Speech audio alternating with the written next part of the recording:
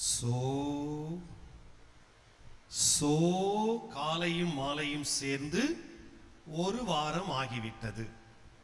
அதனால வந்தவங்க வராதவங்க எல்லாரும் சேர்ந்து சொல்லுங்க, இயேசு வாழ்க, மரியே வாழ்க, இயேசு வாழ்க, புனிதர் வாழ்க. அவரை பார்த்து சொல்லுங்க, இயேசு வாழ்க. பலிபீடத்தை பார்த்து சொல்லுங்க, புனிதரை பார்த்து சொல்லணும், இயேசு வாழ்க. சத்தமா சொன்னீங்கன்னா வாயில எந்த பிரச்சனையும் வராது. இயேசு வாழ்க, புனிதர் வாழ்க, இயேசு வாழ்க, புனிதர் வாழ்க. இப்போ உங்க ஃப்ரெண்ட பார்த்து சொல்லுங்க. ஏன்னா ஒரு சில சோம்பேறி ஃப்ரெண்டு பக்கத்துல இருந்து உங்களையும் சோம்பேறி ஆக்கிரும். அதனால அந்த சோம்பேறி ஃப்ரெண்ட பார்த்து சொல்லுங்க, இயேசு வாழ்க. அவர் கை தூக்குறாரான்னு பாருங்க, அதுக்கு தான் பார்க்க சொல்றேன். இயேசு வாழ்க, புனிதர் வாழ்க. அன்பு மக்களே, மீண்டுமாய் இந்த திருத்தலத்துல நம் புனிதர், நம்முடைய மண்ணின் மைந்தர் தேவசகாயத்தினுடைய பிறந்த மண்ணில நிற்பதற்காக ஆண்டவர் எனக்கு ஒரு வாய்ப்பை கொடுத்திருக்கிறார். இன்னைக்கு சாயந்தரம் ஆக்சுவலா கன்னியாகுமரி பக்கத்துல ஒரு திருவிழா பிரசங்கம் இருக்குது. நான் முடிச்ச உடனே போகணும். இருந்தாலும் இன்னைக்கு வீட்டுல சும்மா இருந்திருக்கலாம். காலையில எந்திரிச்சு எக்ஸசைஸ் செஞ்சுட்டு சாப்பிட்டுட்டு இருந்திருக்கலாம். ஆனா என்னமோ தெரியல, ஃபாதர் கேட்ட உடனே வரீங்களா ஃபாதர் அப்படின்ன உடனே எனக்கு நோ சொல்ல பிடிக்கல. அதனால சரி வர்றேன் ஃபாதர் அப்படின்ட்டு காலையில பைக் எடுத்துட்டு வந்து உங்களை மீண்டும் சந்திப்பதற்கு கடவுள் ஒரு வாய்ப்பு கொடுத்திருக்கிறார். இந்த நேரத்துல இன்னைக்கு கவர்மெண்ட் ஹாலிடே, அரசு விடுமுறை. இந்த நேரத்துல பள்ளிக்கூட குழந்தைகள், கல்லூரி பிள்ளைகள் வந்திருந்தீங்கன்னா கை தூக்குங்களேன் பார்ப்போம். அவங்களுக்கு நல்லா ஒரு கை தட்டுங்களேன், நல்லா ஒரு கை தட்டுங்க, உங்களுக்கு கை தட்டுங்க. Very good. உண்மையிலே அந்த பிள்ளைகளையும் அவர்களை அழைத்து வந்த பெற்றோர்களையும் பாராட்டுகிறேன். ஏன்னா ஐயோ ஒரு நாள் லீவ் இருக்குடா, இந்த சனியை முடிச்ச மொபைலை எடுத்து மல்லாக்க பெட்ல படுத்துக்கிட்டு 20 மணி நேரம் அதை பார்த்திருக்கலாம், செஞ்சிருக்கலாம். இல்ல வெட்டி கதைய பேசி நாள் ஃபுல்லா வேஸ்ட் பண்ணிருக்கலாம். அதெல்லாம் வேணாம்பா, ஒரு மணி நேரம் 2 மணி நேரம் திருத்தலத்தில் அமர்ந்து நல்லதொரு திருப்பலியை நீ பார்க்கவா என்று சொல்லி அழைத்து வந்த அத்துணை பெற்றோர்களுக்கும் இயேசுவின் நாமத்தினால் நம் புனிதருடைய வாழ்த்துக்களையும் ஜெபங்களையும் அன்போடு தெரிவித்துக் கொள்கிறேன். அதுல சிறப்பு என்னன்னா, இங்க ஒரு குட்டி பையன், எனக்கு உண்மையிலே ஆச்சரியமா இருந்துச்சு. எனக்கு தான் ஆச்சரியமானா ஃபாதருக்கு அதை விட ஆச்சரியமா இருக்கு. அவரு கேட்கிறார், என்கிட்ட உங்களோட வந்த பையனா அப்படின்ட்டு. அவன் என்னைய பார்த்து முழிக்கிறான், நம்ம கூட அவன் வரலையே அப்படின்ட்டு. அவர் நினைச்சுக்கிட்டாரு கலர் 2 ஒன்போல இருக்குது, இது ஒரு வீட்டு பிள்ளைகளா இருப்பாங்களோ நினைச்சா அவங்க பக்கத்துல இருந்து வந்திருக்கிறான். நிச்சயமா வீட்டுல இருந்து விளையாண்டு இருக்கலாம், எதையோ செஞ்சிருக்கலாம். இல்ல இருக்கவே இருக்குது மொபைல் போன், போராடி இருக்கலாம். என்னக்கா ஆமாவா இல்லையா? இந்த அக்கா வந்ததுல இருந்து கொஞ்சம் போராட்டமா தான் இருந்தாங்க, சுரண்டிக்கிட்டே இருந்தாங்க. இப்பதான் கொஞ்சம் அமைதியா இருக்கிறாங்க. செய்திருக்கலாம். ஆனால் கடவுளுக்காக மாற்றி செய்பவர்களை ஆண்டவர் எப்போதும் ஆசீர்வதிக்கிறார். கரங்களை தட்டி ஆண்டவருக்கு நன்றி சொல்லுங்க மக்களே. யாரெல்லாம் இயேசுவுக்காக மாற்றி சிந்திக்கிறார்களோ, மாற்றி யோசிக்கிறார்களோ, அவர்களை கடவுள் கைவிடுவதில்லை, கை நெகிழ்வதும் இல்லை. அப்படிப்பட்ட ஒரு நிகழ்வைத்தான் இன்றைய நற்செய்தியிலே பார்த்தோம். இன்றைய நற்செய்தியிலே ஒரு மனிதர் வருகிறார். வந்து இயேசுவிடம் சொல்லுகிறார், ஆண்டவரே உம்மால் இந்த நோயை நீக்க முடியும் என்று எனக்கு தெரியும். மாற்றி யோசிக்கிறார் பாருங்க. உமக்கு இந்த நோயை குணமாக்க முடியும் என்று எனக்கு தெரியும் என்று சொல்லுகிறார். ஆனால் உமக்கு விருப்பமானால் என் நோயை குணமாக்கும். மாற்றி சிந்தித்தல். எப்பவுமே அவர்கள் மட்டுமே இந்த உலகத்துல வெற்றியை பெற்றிருக்கிறார்கள். இமயமலை உயரமானதுதான், பார்த்த எல்லோரும் பயந்தார்கள். ஆனால் எட்மன் என்பவர், ஹிலரி என்பவர் சொன்னார், இந்த மலையை விட என் உற்சாகம், என் உள்ளம், என் உடல் உயரமானது என்பதற்காக அவர் அந்த மலையில் ஏறினார். அந்த இமயமலையை வெற்றி பெற்றார். மாற்றி சிந்தியுங்கள் மக்களே. சரி, இதை இப்படி ஒதுக்கி வச்சுட்டு நான் கேள்விப்பட்டேன், இந்த ஏரியாவில் நிறைய நடமாடும் நீதிமன்றங்கள் இருக்குது அப்படின்னு கேள்விப்பட்டேன். உண்மையா? நடமாடும் நீதிமன்றங்கள் அப்படின்னா என்னன்னு தெரியுமா? என்னன்னு தெரியுமா? நான் இப்ப சொல்றேன். நடமாடும் நீதிமன்றங்கள் நிறைய இருக்கிறாங்க இந்த ஏரியாவில். அவங்க யாருங்கிறத இந்த ஒரு சின்ன நிகழ்வுக்கு அப்புறம் நீங்களே சொல்லுவீங்க. நடமாடும் நீதிமன்றங்கள். நீதிமன்றங்கள்ல என்ன நடக்கும்? என்ன நடக்கும்? வக்கீலும் அமைதியா இருப்பாரு, ஜட்ஜும் அமைதியா இருப்பாரா? என்ன செய்வாங்க? தீர்ப்பு சொல்லுவாங்க. நீதிமன்றம் எதுக்கு வச்சிருக்கிறோம்? தீர்ப்பு சொல்றதுக்கு. நல்லதா கெட்டதா, சரியா தப்பா. அதே மாதிரி இந்த ஏரியாவில் நிறைய நடமாடும் நீதிமன்றங்கள் இருக்குதுங்க. தெரியாதா? தெரியுமா தெரியாதா? என்ன மக்களே, இப்ப நான் ஒரு கதை சொல்றேன். பிசிராந்தையார் அப்படின்ட்டு தமிழ் இலக்கியத்துல ஒருத்தர் இருந்தார். கோப்பெரும் சோழன் அவர் வாழ்ந்த காலத்துல பயங்கரமான க்ளோஸ் ஃப்ரெண்டு இந்த பிசிராந்தையார். நல்ல வசதி படைத்தவர். நமது தேவசகாயம் பிள்ளை போல இவர் இந்த அரசவையில பெரிய ஒரு பதவியில் இருந்தவர் பிசிராந்தையார்.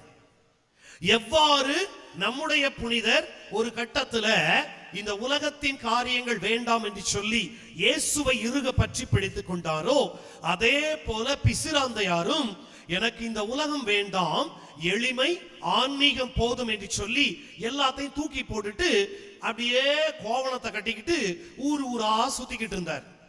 கோவணத்தை கட்டிக்கிட்டு ஊர் ஊரா சுத்தி ஆன்மீக பணிகளை செய்தார்.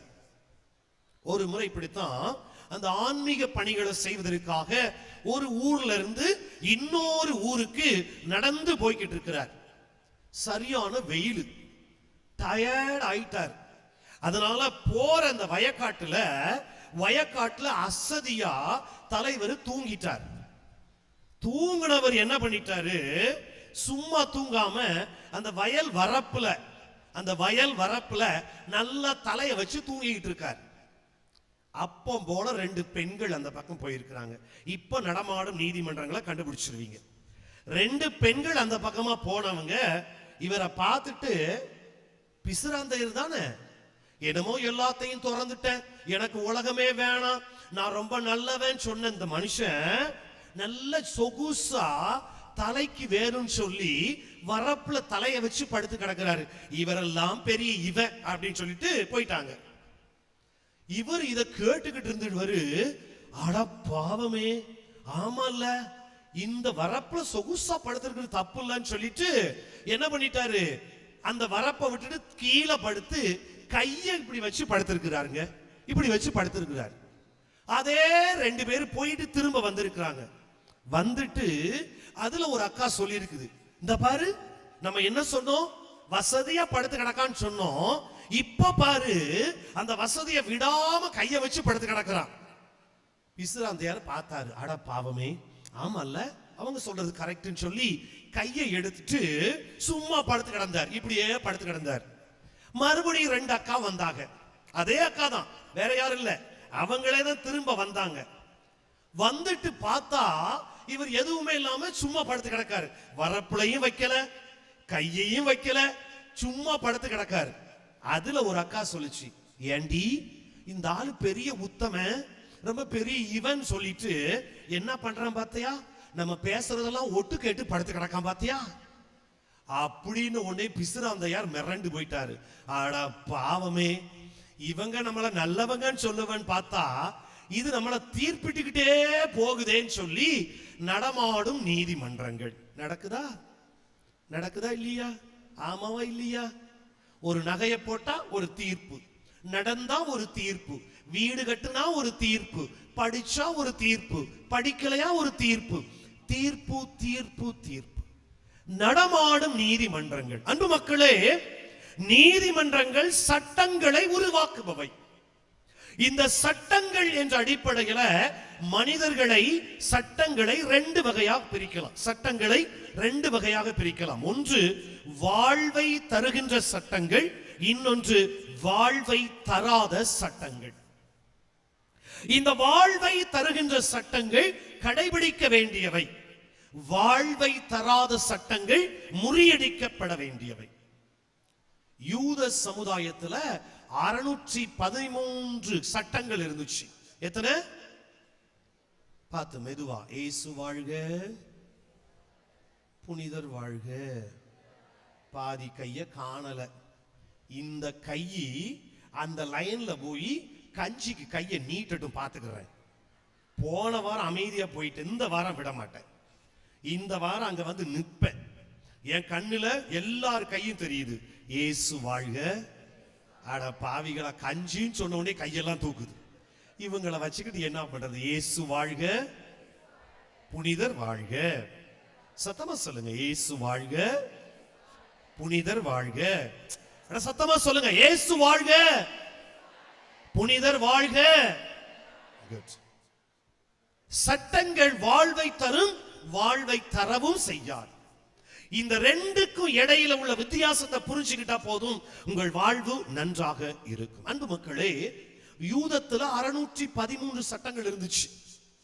நமக்கு எத்தனை கட்டளைகளை ஆண்டவர் கொடுத்திருக்கிறாரு? எத்தனை? நமக்கு அதுவே கஷ்டமா இருக்குது. கரெக்டா?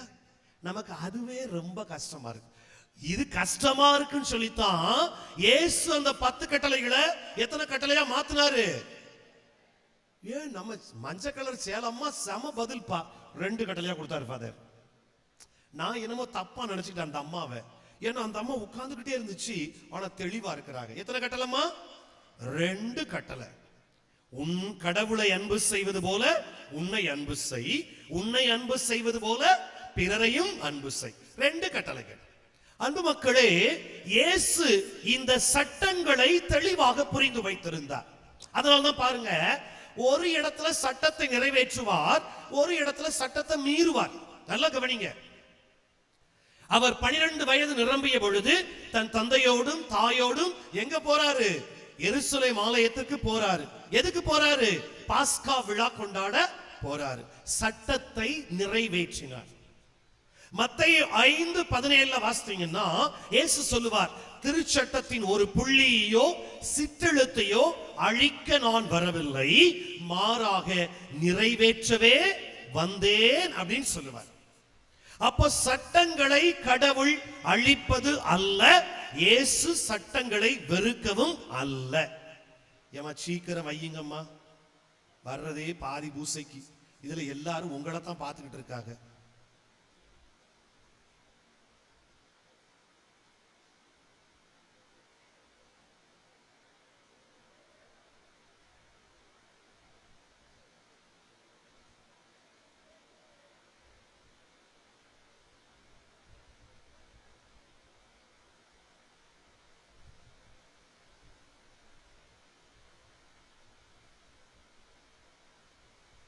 இப்ப எல்லாரும் என்னைய பாருங்க தயவு செய்து. சரியா? இப்ப எல்லாரும் தயவு செய்து என்னைய பாருங்க. முடிஞ்சு. அப்ப இயேசு சில சமயத்துல சட்டத்தை ஸ்ட்ரிக்ட்டா ஃபாலோ பண்ணார், சில டைம்ல சட்டத்தை மீறினார். இப்ப ரெண்டையும் புரிந்து கொள்வதுதான் முக்கியம்.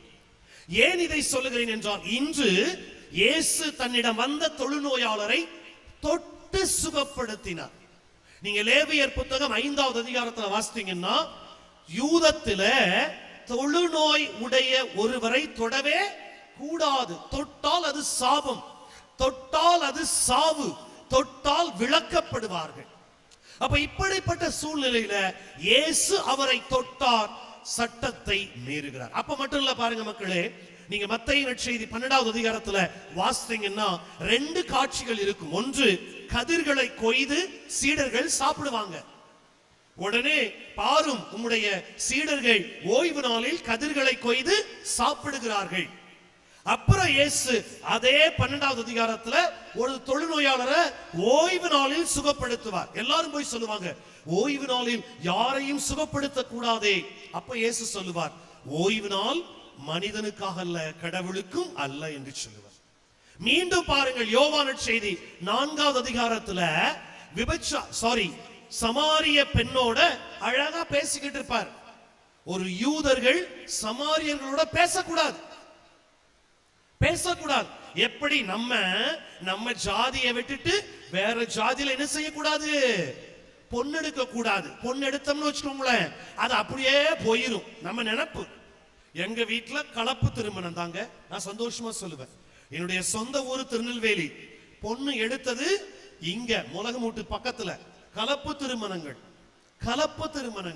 நான் தான் அதை சொன்னேன், கண்டிப்பா அந்த பையனைத்தான் கல்யாணம் கட்டணும். இந்த சொந்த ஊர் தான் வட்டவிளை, அவருக்கு சொந்த ஊர். எனக்கு சந்தோஷமா இருக்கு அவரை பார்க்கும் போதெல்லாம். அவ்வளவு அருமையான பையன். ஏன் இதை சொல்லுகிறேன் என்றால், சமாரிய பெண்களோடு சமாரியர்களோடு யூதர்கள் பேசக்கூடாது. சட்டத்தை ஆண்டவர் மீறுகிறார்.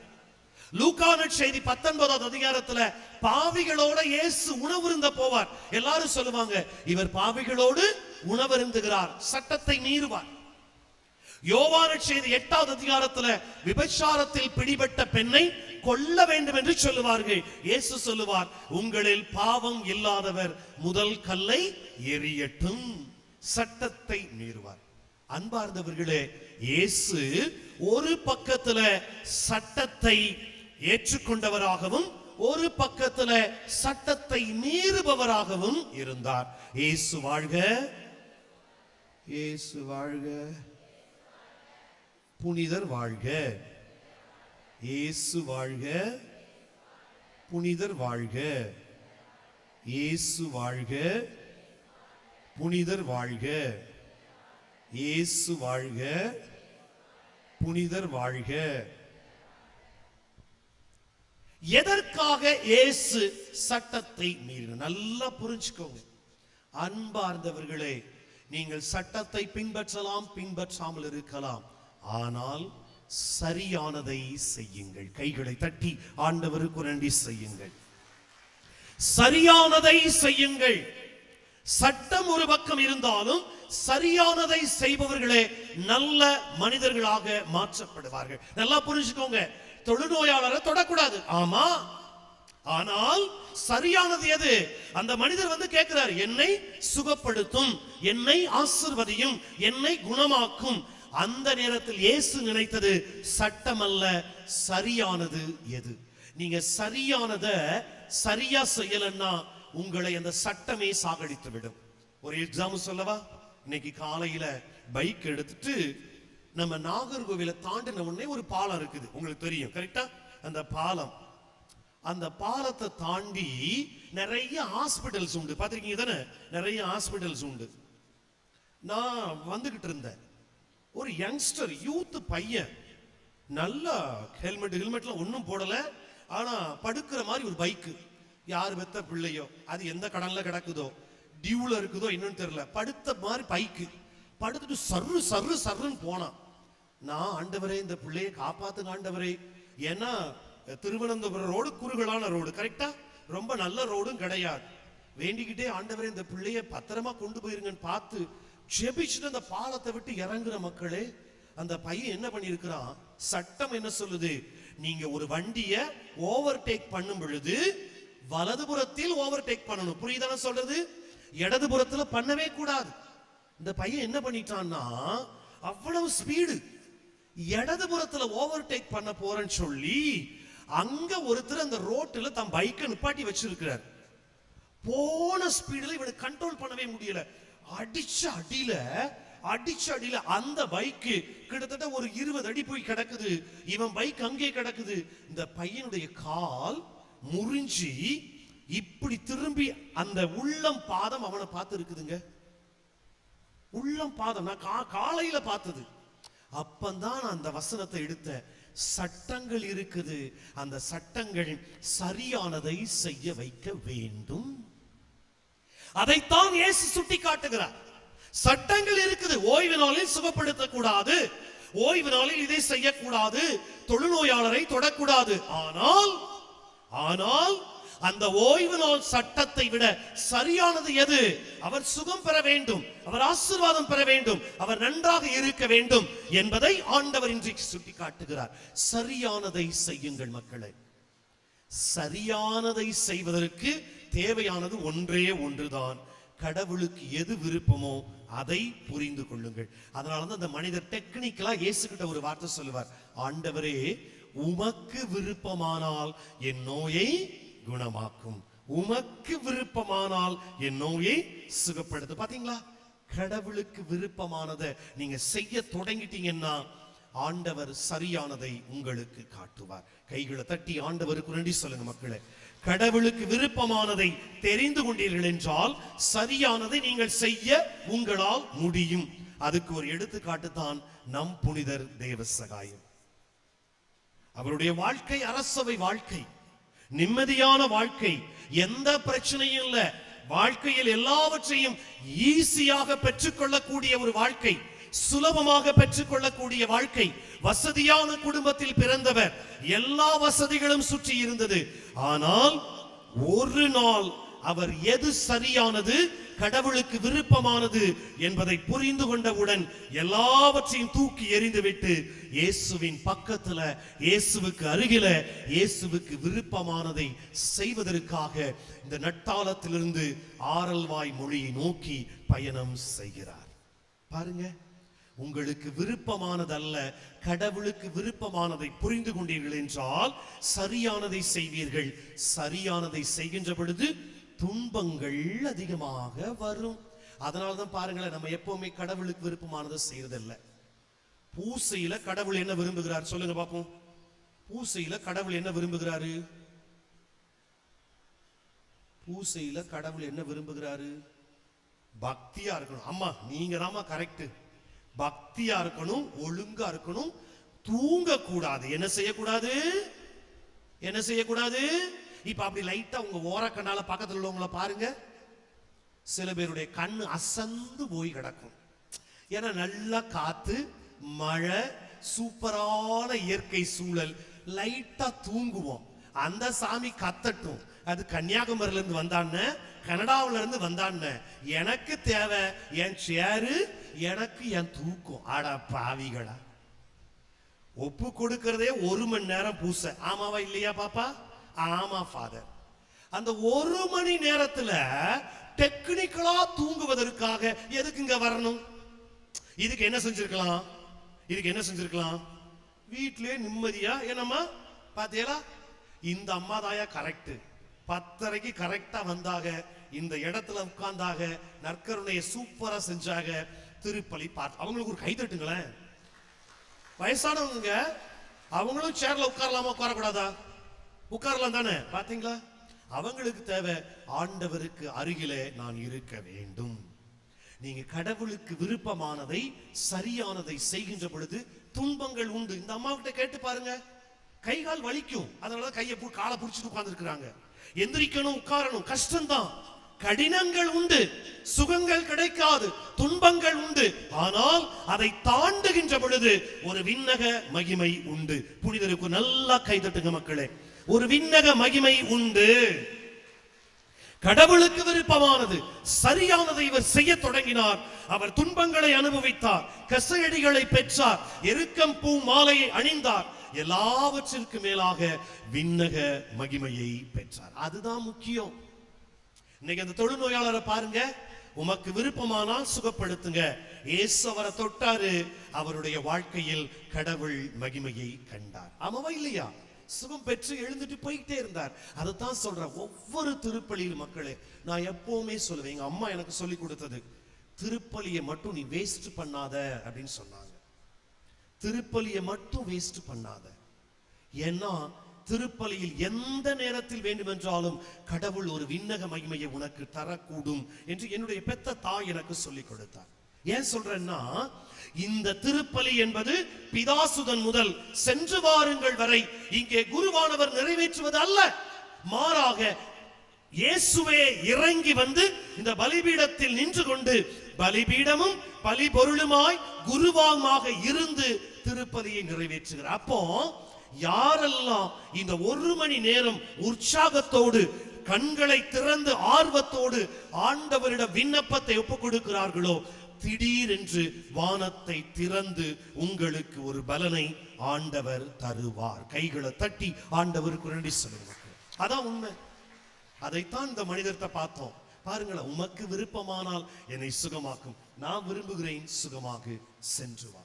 அன்பார்ந்தவர்களே, இந்த நாளில இந்த நற்செய்தியின் வழியாக கற்றுக்கொள்ள வேண்டிய பாடம் 2 தான். ஒன்று, கடவுளுக்கு விருப்பமானதை செய்யுங்கள், அதை சரியாக செய்யுங்கள். அப்போது உங்கள் விண்ணப்பங்கள், உங்கள் எண்ணங்கள், ஏக்கங்கள் எல்லாவற்றையும் இயேசு ஆண்டவர் ஆசீர்வதிப்பார்.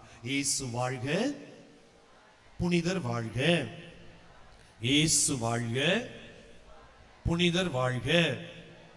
இயேசு வாழ்க, புனிதர் வாழ்க. அப்படியே முழந்தால் படியிடுவோம், முழந்தால் படியிடுவோம். இந்த சிறப்பு ஜெபத்தை இந்த 4வது வெள்ளிக்கிழமை அன்று நாம் புனிதருடைய பாதத்துல கொடுப்போம். நல்லா முழந்தால் படியிட்டு, ஃபாதர் கஷ்டமா இருக்கு ஃபாதர், கடவுளுக்கு விருப்பமானதை செய்யுங்கள், உங்களுக்கு எது சரி என்று படுகிறதோ அதை செய்யுங்கள். இல்ல ஃபாதர், நான் சேர்ல உட்கார்ந்தே தூங்கிக்கிட்டு இருக்கிறேன், உங்களுக்கு விருப்பம் என்றால் செய்து கொள்ளுங்கள், ஆனால் அது கடவுளுக்கு விருப்பம் இல்லை. முழந்தால் படியிட்டு, கைகளை குவித்து கண்களை மூடி, முழந்தால் படியிட்டு, கைகளை குவித்து கண்களை மூடி, கடவுளுக்கு விருப்பமானது எது, கடவுளுக்கு விருப்பமானது எது, இந்த நேரத்திலே சரியானது எது, ஜெபிக்க வேண்டும் என்று குருவானவர் அழைப்பு தருகிறார். ஜெபியுங்கள். சரியானது எது என்று ஆண்டவர் சொல்லுகிறார், அதை செய்யுங்கள். கண்களை மூடி, கைகளை குவித்து ஆண்டவரை நோக்கி, ஆண்டவரை நோக்கி, என் இயேசு ராஜா ஸ்தோத்திரம், என் இயேசு ராஜா ஸ்தோத்திரம், ஸ்தோத்திரமே, ஸ்தோத்திரமே, உயிருள்ள நாள் எல்லாமே. ஐயா ஸ்தோத்திரமே, ஸ்தோத்திரமே, உயிருள்ள நாள் எல்லாமே. இரக்கம் உள்ளவரே, மனதுருக்கம் உடையவரே,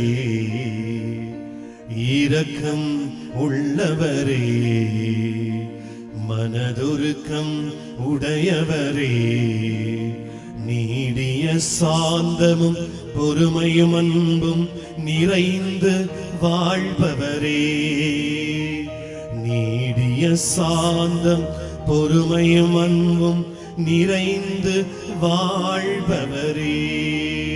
என்னோடு சேர்ந்து, என் இயேசு ராஜா ஸ்தோத்திரம். என்னோடு சேர்ந்து பாடுங்க மக்களே, என் இயேசு ராஜா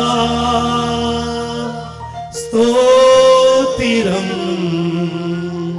ஸ்தோத்திரமே, ஸ்தோத்திரமே, உயிருள்ள நாள் எல்லாமே. ஜெபிப்போமா, ஜெபிப்போமா. கண்களை மூடி, கரங்களை குவித்து ஜெபிப்போம், ஜெபிப்போம், ஜெபிப்போம். எங்களை அதிகமாக நேசித்து வழி நடத்துகின்ற எங்கள் அன்பின் நல்ல இயேசுவை உம்மை நன்றியோடு ஆராதிக்கிறோம், துதிக்கிறோம், மகிமைப்படுத்துகிறோம். ஸ்தோத்திரம் ஆண்டவரே.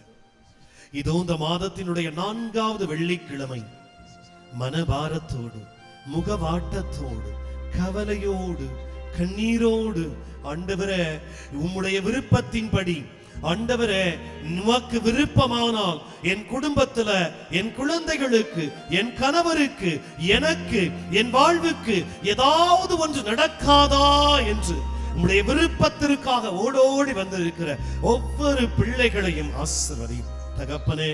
இதோ தன் குடும்பத்துல இந்த நிகழ்வு நடைபெற வேண்டும், தன் மகனுக்கு இந்த நிகழ்வு நடைபெற வேண்டும், தன் கணவர் குடி நோயிலிருந்து விடுதலை பெற வேண்டும் என்று ஆண்டவரே வாஞ்சியோடு தேவ சகாயத்தை தேடி வந்திருக்கிற ஒவ்வொரு பிள்ளைகளையும் ஆசீர்வதிங்கப்பா.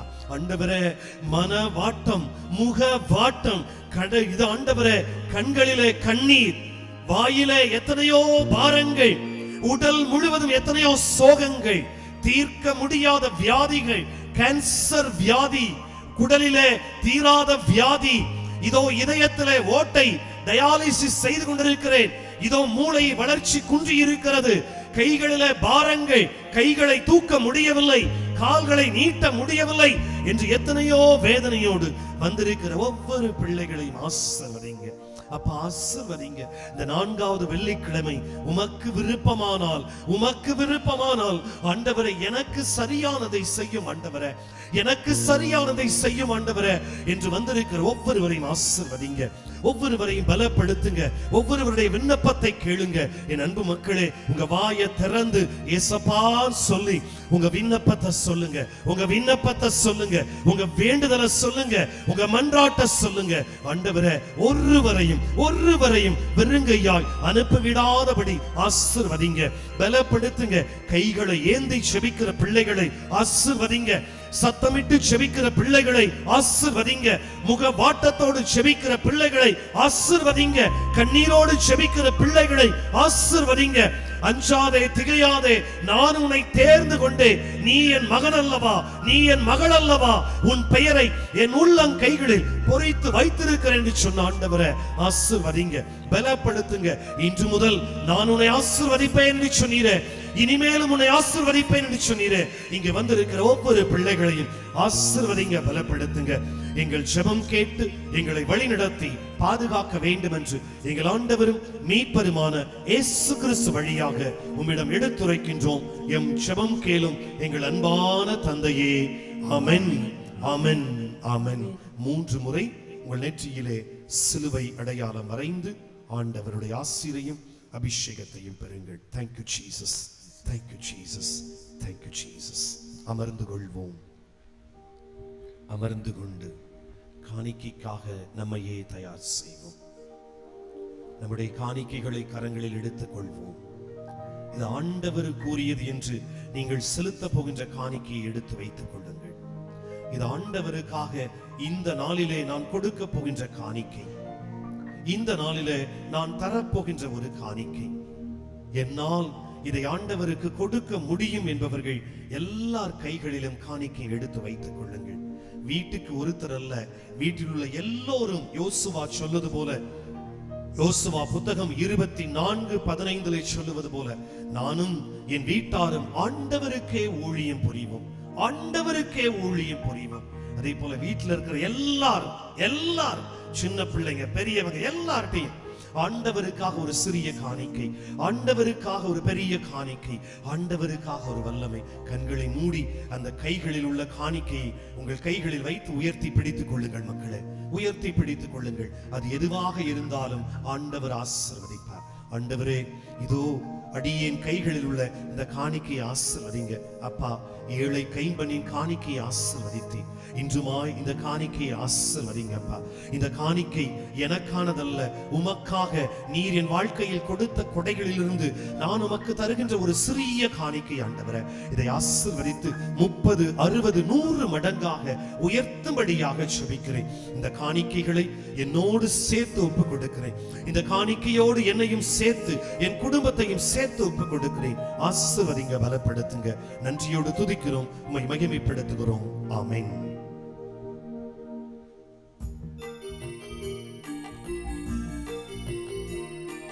கானங்கள் பாடும் காலே ஆனந்தமே என் ராகம் அர்ப்பணித்தே இன்னாருயிரே வாழ்வை உன் கரங்களில் கையளித்தே. கானங்கள் பாடும் காலே உம்மடி அமர்ந்து